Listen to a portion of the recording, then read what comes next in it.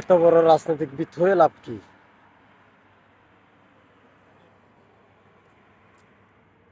যখন দল ক্ষমতা থাকবে না, দেশ ছেড়ে পালাতে হবে। আমি মনে করি এরকম রাজনীতিবিদ হওয়ার চাইতেও রিক্সা চালিয়ে ভাত খাওয়াটা অনেক ভালো।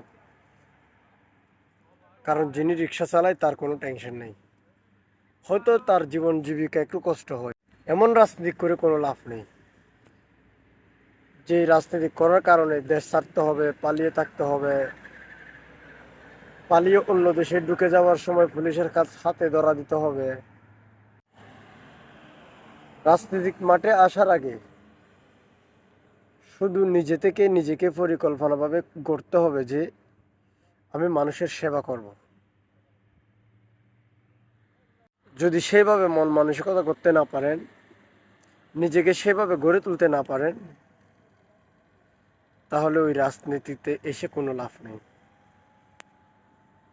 কারণ যে রাজনীতির কারণে দিন শেষে দেশ ছাড়তে হবে, পলাতক হতে হবে, সেই রাজনীতি করে আমি মনে করি কোনো লাভ নেই। দল ক্ষমতায় থাকবে, আসবে, যাবে, কিন্তু দেশ ছাড়তে হবে কেন? সব সময় তো একটা দল ক্ষমতায় থাকবে না। কখনো ক্ষমতায় আসবে, কখনো ক্ষমতা থেকে যাবে, কখনো অন্য দল আসবে, কিন্তু দেশ ছাড়া যাবে না। দেশ ছাড়ার রাজনীতি করে কোনো লাভ নেই।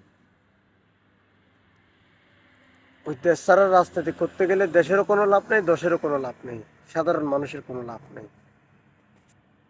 শেষে নিজেরও দেশ ছেড়ে পালাতে হচ্ছে। সেই রাজনীতি না করে রিক্সা চলান, কাজে আসবে। মানুষের ভালোবাসা থেকে বঞ্চিত হবেন না, সবসময় মানুষের ভালোবাসা পাবেন। ও রাজনীতি করে কোটিপতি হয়ে জনগণের টাকা মেরে দিয়ে লাভটা কি? এই টাকা খাবে কি? দেশেও তো থাকতে পারলেন না।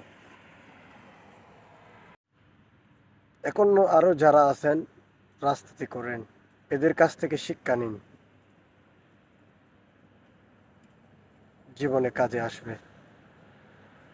জনগণের সেবা করুন, মানুষকে ভালোবাসা দিন, তাহলে আর দেশ ছাড়তে হবে না।